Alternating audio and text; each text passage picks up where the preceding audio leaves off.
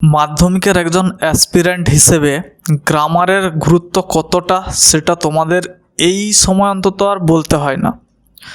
সেই জন্য এখন পরীক্ষার সামনে তোমাদের দরকার রিগোরাস প্র্যাকটিস, প্রচুর পরিমাণে প্র্যাকটিস দরকার। আমি জানি অনেকের সিলেবাস অলরেডি কমপ্লিট হয়ে গেছে, তবুও মাঝে মধ্যে আমাদের অ্যালার্ট থাকার জন্য যে আমরা রুল বা নিয়মগুলো ভুলে যাচ্ছি কি না তার জন্য দরকার প্র্যাকটিস। সেই জন্য আমি রেগুলার একটা করে প্র্যাকটিস সেট আলোচনা করি।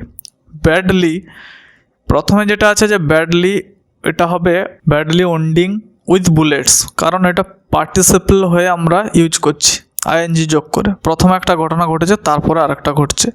Badly wounding with bullets Matangini held, এটা পাস্ট টেন্সে হবে, হোল্ড হবে না, এখানে হেল্ডই হবে। Matangini held the tricolour firmly, বলছে যে খুব ভীষণভাবে আহত হয়ে বুলেটের দ্বারা মাতঙ্গিনী কী করেছিল না, ট্রাইকালার মানে তিরঙ্গাটা বা পতাকাটা খুব শক্ত করে ধরেছিলেন।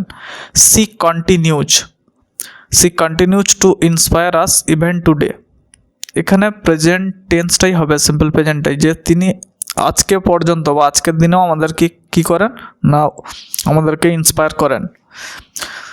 নেক্সট আছে আর্টিকেল প্রিপোজিশন দিয়ে, যে John Edward Masefield was an English poet, যেহেতু এটা ভাওয়েল আছে সেই জন্য এখানে অ্যান বসবে।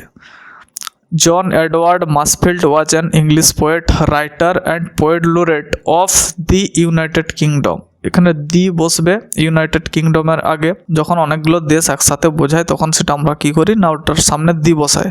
না হয় এমনিতে তোমরা জানো যে কোনো স্থানের আগে দি সাধারণত ইউজ হয় না।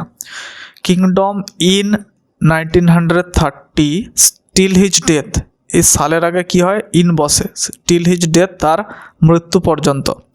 জন এডওয়ার্ড মাসফিল্ড ওয়াজ একজন ইংলিশ পোয়েট ছিলেন, কবি ছিলেন, রাইটার লেখক ছিলেন এবং পোয়েট লোরেট ছিলেন কোথাকার না, দ্য ইউনাইটেড কিংডমের, 1930 সালে তার মৃত্যু পর্যন্ত। এবার আছে ডু অ্যাজ ডাইরেক্টেড, প্রথমেরটা আছে ভয়েস চেঞ্জ করতে হবে আমাদের, hmm do you offer the job. তো এখানে এরকম হবে অ্যান্সারটা, যে তোমরা এরকম লিখতে পারো যে হু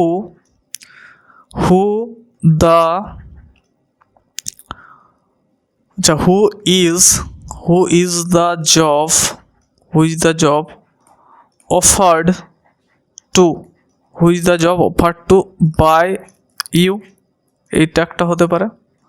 না হয় আর একটা হতে পারে, অর দিয়ে আমরা লিখতে পারি টু হুম, টু আসবে সামনে, টু হুম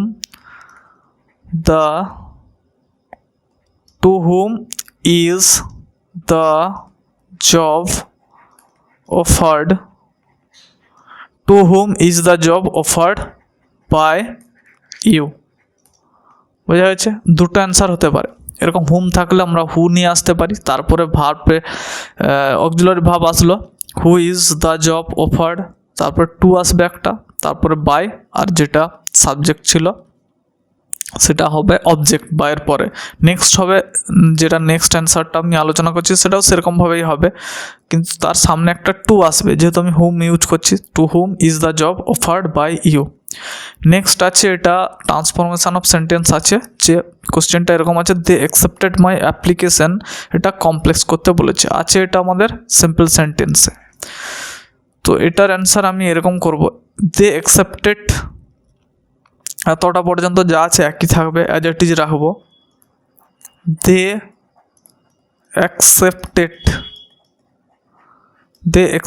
অ্যাকসেপ্টেড হোয়াট, এইটাকে এক্সপান্ড করব, কোনটাকে না, অ্যাপ্লিকেশান পোর্শনটা যেটা আছে সেটা আমি এক্সপান্ড করে লিখব। They accepted what I applied for, এইটা লিখতে হবে, যে তারা গ্রহণ করেছে যার জন্য আমি আবেদন করেছিলাম। They accepted what I applied for. Next আছে ন্যারেশন চেঞ্জ দিয়ে, the teacher said to the students treat the trees like your family members, শিক্ষক মহাশয় বলছেন ছাত্রদের যে গাছেদেরকেও তোমরা তোমাদের ফ্যামিলি মেম্বার বা পরিবারের সদস্যদের সাথে যেরকম ব্যবহার করো সেরকম তাদের সাথেও তোমাদের ব্যবহার করতে হবে বা করা উচিত। তাহলে এখানে পরিষ্কার বোঝা যাচ্ছে যে শিক্ষক মহাশয় বলছেন, সেই জন্য একটা অ্যাডভাইস হিসেবে আমরা এটাকে ধরবো যে অ্যাডভাইস দিচ্ছেন। তাহলে অ্যান্সারটা হবে দ্য টিচার অ্যাডভাইসড, এখানে তোমাদের লক্ষ্য রাখতে হবে যে এখানে এস হয়, অনেকে বানানটা ভুল লিখে, সি হবে না, সি হলে নাউন বোঝায়। The teacher advised the students, the teacher advised the students, তারপরে টু আসবে, তারপর প্রেজেন্ট ফর্ম বসে, আমরা জানি টু এর পরে সবসময় ভার্বে, to treat the trees like.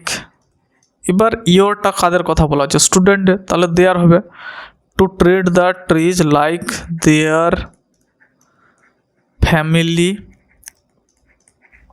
Members.